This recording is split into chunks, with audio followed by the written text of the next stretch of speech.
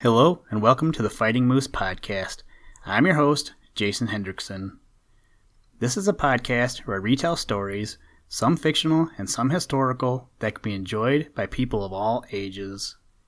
Today, we look at the holiday known as All Fool's Day, or April Fool's Day, from the book Holidays and Happy Days, written by Hamish Hendry. I would like to take this opportunity and thank you all for listening to this podcast. As I was preparing for this episode, I looked at the downloads on the website that hosts our podcast, and we have crossed over the 1,500 download mark. A huge thank you goes out to you.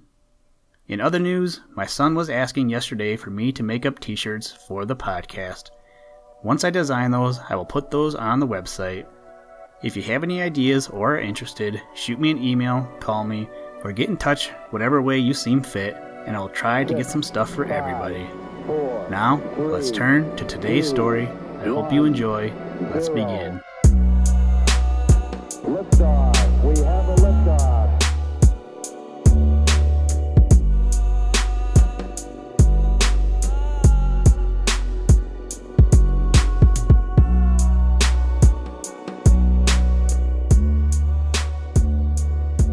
All Fool's Day. He must have been a merry person who invented All Fool's Day, but no one can tell when he lived, where he lived, or what was his name. All we know about the matter is that the custom of fool-making upon the 1st of April is very old, and that it prevails over nearly the whole of Europe. Some people have tried to guess how this odd custom began, and they have found its origin in one of the old miracle plays that used to be played by the monks in the Middle Ages at the Easter festival. In this play, Christ was represented as being sent hither and thither from one judge to another, from Annas to Caiaphas, and then from Pilate to Herod. This explanation is doubtful. It is more likely that the custom of fool-making had its origin in heathen times.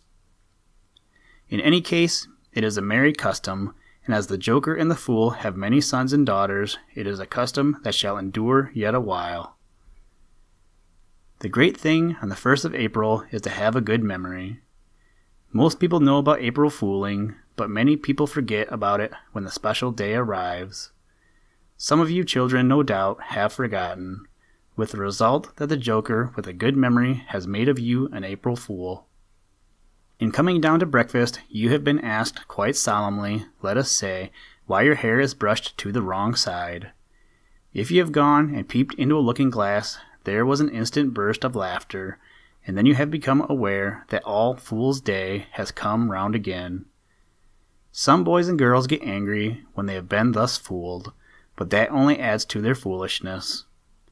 A good plan is to laugh at those who are laughing, and you can better this plan by catching the joker off his guard. By so doing you may, if you are clever at keeping a solemn face, make a fool of the joker in his turn. Then the laugh is with you, and you can feel quite pleased with yourself until the next All Fool's Day. This is the great festival of the practical joker, and all is well when his jokes are simple and amusing. To pin a piece of paper on someone's back, or to send the school dunce into a bookseller's shop for a history of Adam's grandfather is quite good fun. But there are some jokes which are carefully prepared in order to give pain to the persons upon whom they are played. They are not amusing, but merely cruel. It is not a good joke, for instance, to balance a bowl of water upon the top of a door so that the first person to enter the room gets drenched. Neither is it nice fun to send an innocent boy upon an errand with a letter containing the instruction, "Send the fool another mile." This used to be a common form of April joke in Scotland, and it was not unusual to keep the poor boy trudging long distances for the greater part of the day. This is not fun, but a stupid form of cruelty, and of much the same character as the hoax that is played upon tradesmen who are asked to send goods to a particular house upon a particular morning. It is only when the vans choke up the street from end to end that someone remembers it is the 1st of April, and that the practical joker, a stupid and heartless person in this case, has again been exhibiting his foolishness.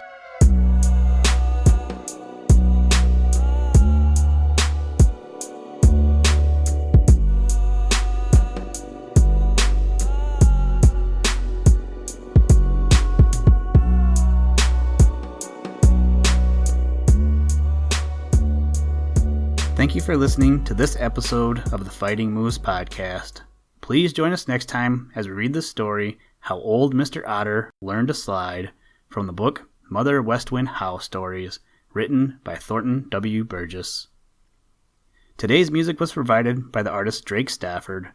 For more information, to download and or listen to audio or materials from all our recordings, or to contact us, please visit www.thefightingmoose.com, or you can follow the links in the show notes.